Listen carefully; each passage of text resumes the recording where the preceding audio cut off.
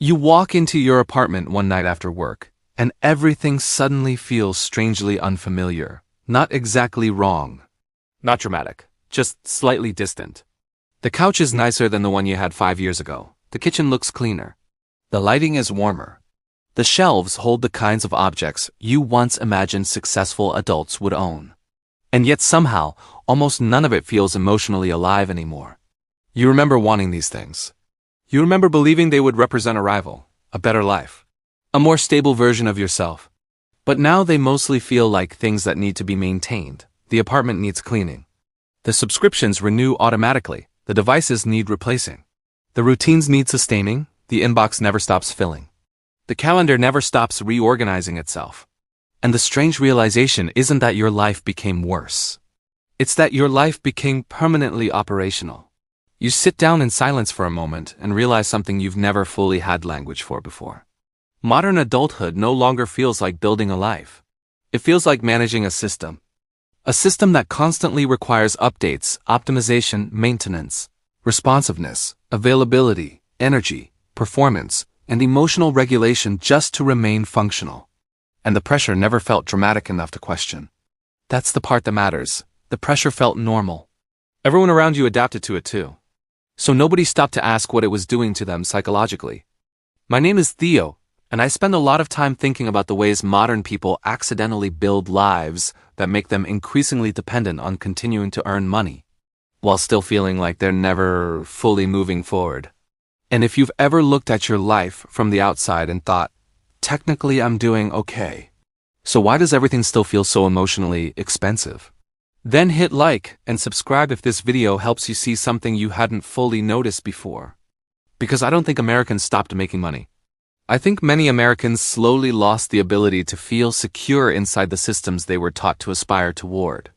And those are not the same thing. A lot of people still imagine financial pressure as something obvious. Debt collectors, missed payments, financial emergencies, catastrophe. But modern financial exhaustion often doesn't look like collapse. It looks like maintenance mode. It looks like waking up every morning already psychologically committed to sustaining an increasingly complicated version of normal life. And the dangerous part is that nothing about it looks extreme individually. That's why so many people never notice the system forming around them. The modern version of success often behaves like a subscription, not because someone officially forces you into it, but because modern social systems quietly train you to associate stability with continuous upkeep. Your appearance needs upkeep. Your productivity needs upkeep. Your convenience needs upkeep. Your relevance needs upkeep. Your energy needs upkeep. Your social presence needs upkeep. Your emotional state needs upkeep. And eventually even rest starts feeling like something you need to earn. That shift changes people more deeply than they realize.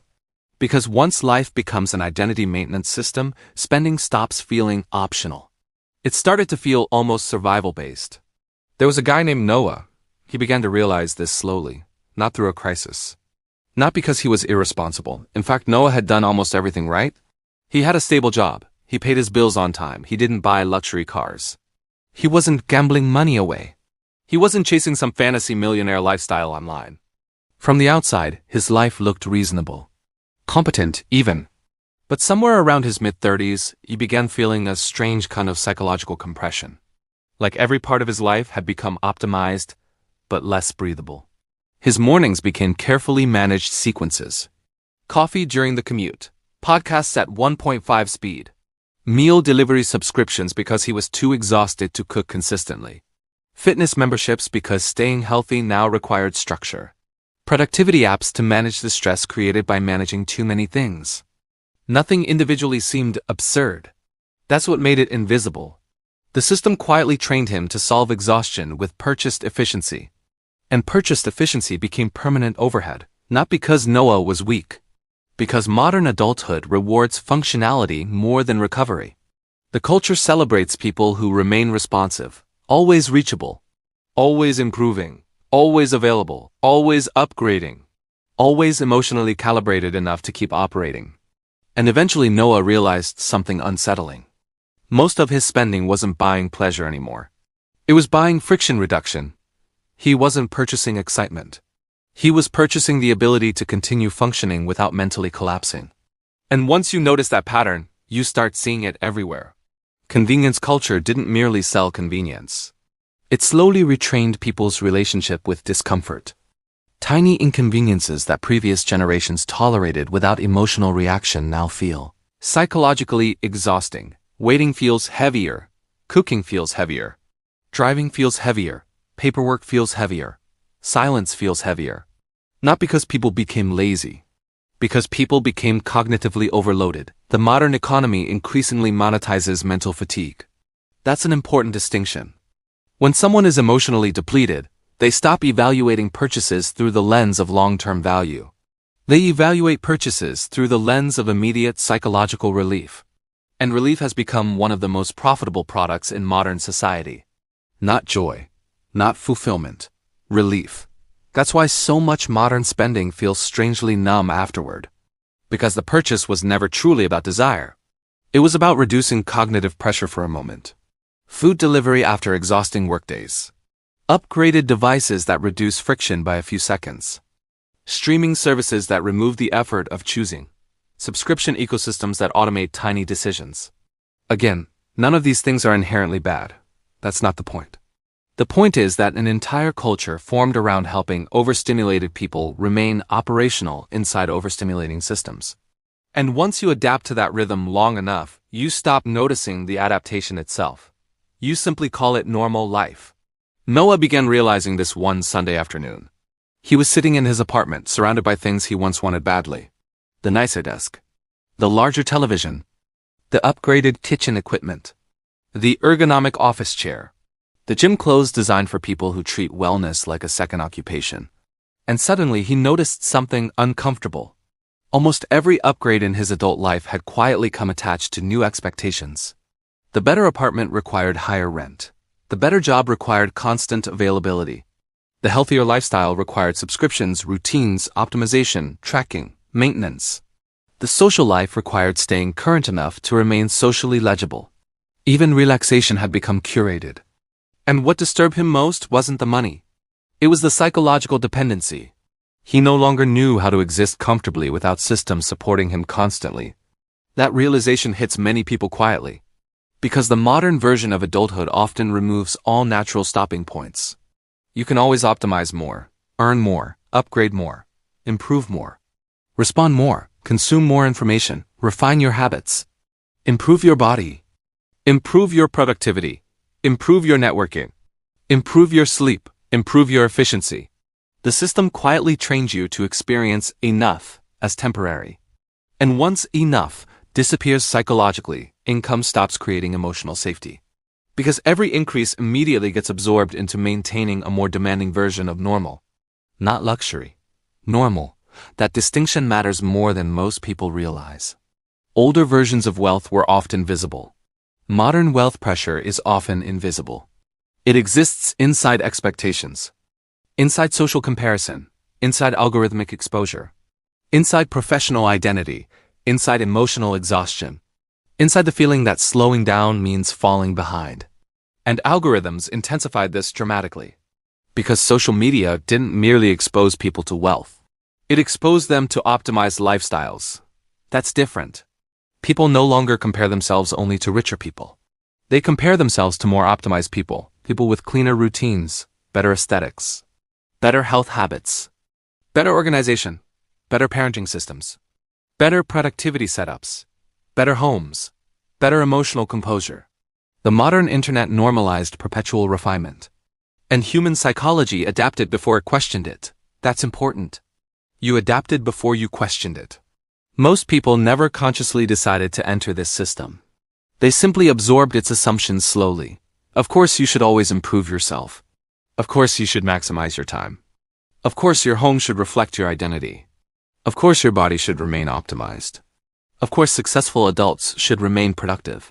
Of course convenience is worth paying for. Of course exhaustion means you need better systems. But eventually the systems themselves become exhausting. And that's where many Americans are psychologically stuck now. Not poor. Not reckless. Not failing. Just permanently sustaining. That creates a very specific kind of emotional fatigue. Because maintenance mode changes your relationship with time. You stop experiencing life as something you inhabit. You experience life as something you manage. And management consumes emotional bandwidth constantly. No one noticed this most clearly during moments that should have felt restful, vacations that still required coordination, weekends that became recovery operations, evenings structured around preparing for the next work cycle, free time spent catching up instead of actually resting. He realized he no longer felt guilt for being unproductive. He felt anxiety for becoming temporarily unavailable. That's a profound psychological shift. And I think millions of people quietly live there now. The modern economy increasingly rewards people who continuously maintain themselves as reliable systems, emotionally regulated, professionally updated, digitally responsive, physically functional, socially current. And because the pressure arrives gradually, it rarely feels oppressive enough to reject. It simply feels adult. But adulthood was never supposed to mean permanent optimization. Somewhere along the way, people confused stability with endless self-maintenance. And once that happens, money starts behaving differently psychologically. It no longer represents freedom. It represents continuation. Enough money to keep the machine running. Enough money to remain socially synchronized. Enough money to preserve the current identity structure. Enough money to prevent disruption. That's why so many people with objectively decent incomes still feel strangely trapped. Their lives improved materially faster than their nervous systems adapted emotionally. And the hidden cost wasn't just financial, it was existential. Because one of the biggest losses in modern life isn't money. It's the loss of permission to slow down without guilt. The loss of permission to be temporarily inefficient. The loss of permission to disappear for a while. The loss of emotional distance between real human needs and socially manufactured standards. People rarely talk about how expensive optimization becomes psychologically, not because optimization itself is evil, but because human beings were not designed to exist inside continuous comparison environments, especially algorithmic ones. Algorithms don't show average reality. They show emotionally stimulating reality. And emotionally stimulating reality gradually becomes your unconscious baseline. That changes what feels normal. A quiet apartment stops feeling impressive. A stable life stops feeling meaningful enough. Rest stops feeling productive enough. Ordinary moments stop feeling sufficient. And once ordinary life emotionally shrinks, people start consuming experiences, upgrades, conveniences, and identities trying to recover a feeling that was never actually missing in the first place.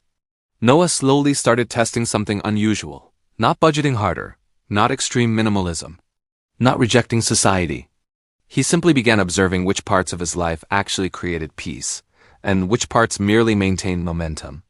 That distinction changed him, because he realized many modern purchases aren't about ownership.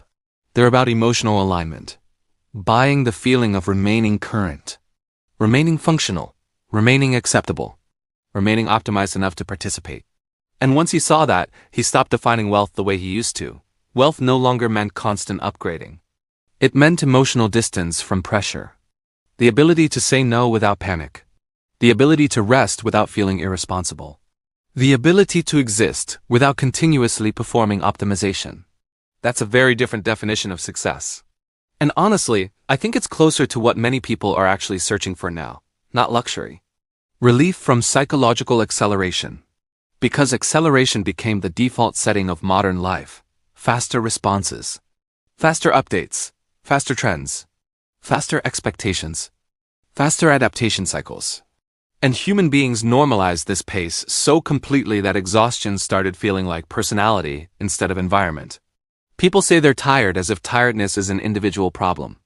But many forms of modern exhaustion are structural.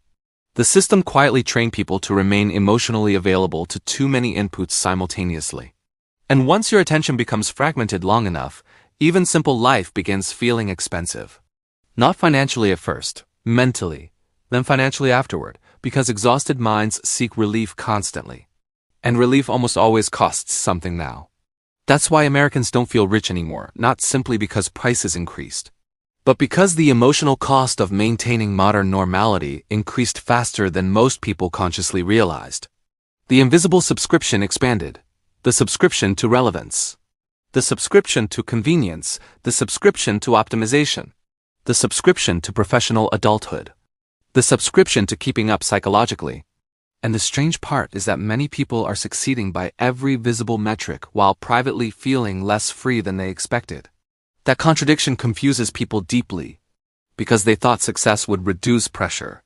But modern systems often reward people with more sophisticated forms of pressure instead. More polished, more socially accepted, more invisible. Noah eventually noticed something beautiful though. The moment you begin questioning the invisible standards shaping your definition of normal, you begin recovering choice. Not instantly, not dramatically, but psychologically. You start noticing which pressures were truly yours, and which ones were inherited automatically from systems designed to keep people continuously engaged, continuously striving, continuously maintaining. And maybe real wealth has less to do with how impressive your life looks externally, and more to do with how much psychological space still exists inside it. Space to breathe. Space to disappear temporarily. Space to stop optimizing every corner of your existence. Space to enjoy ordinary moments without upgrading them into content, productivity, or self-improvement projects. Because a life that constantly requires maintenance eventually stops feeling owned by you, it starts feeling rented. And I think many people have quietly sensed that for years without fully understanding why. The pressure didn't feel dramatic. It felt normal. That's what made it powerful. But the moment you finally recognize what has been silently defining your idea of a normal life, is also the moment you begin reclaiming the ability to define your future more intentionally for yourself. Thank you so much for watching this video, and don't forget to subscribe to see the latest videos. I wish you success.